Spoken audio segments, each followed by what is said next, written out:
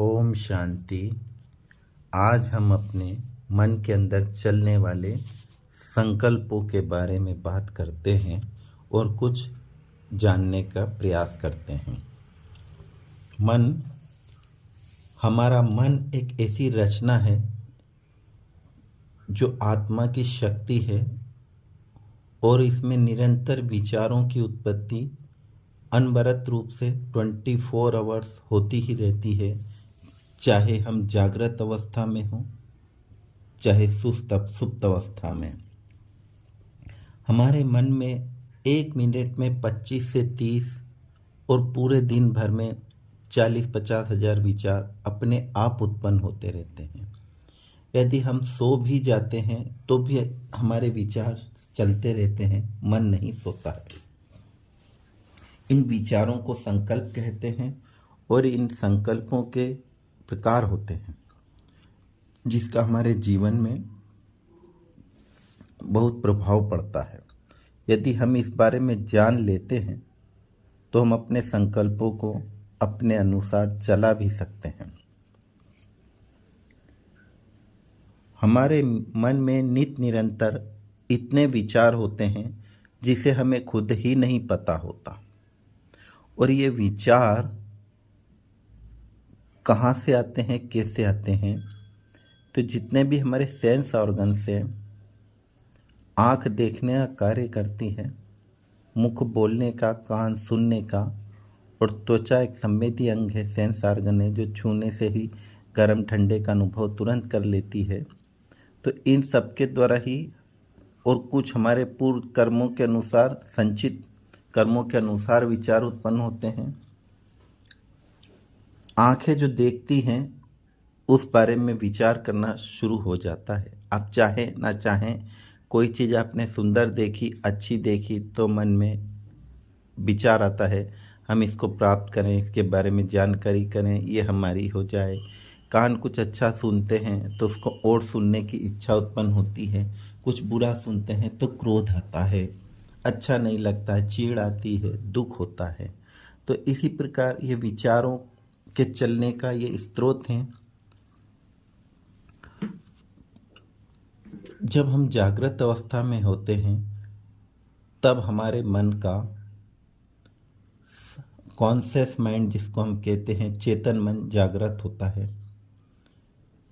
और जब हम सुप्त अवस्था में होते हैं तो चेतन वर्ग ने जितनी सूचनाएं कलेक्ट की हैं, संग्रह की हैं, तो वो अवचेतन मन में स्टोर कर देता है। फिर अवचेतन मन जागृत होता है, फिर उन कलेक्ट की हुई सूचनाओं के ऊपर कार्य करना शुरू करता है, और फिर वो सूचनाएं, वो विचार बन के हमारे सन्मुख स्वप्न में या कर्म में आने लगती। जैसे कि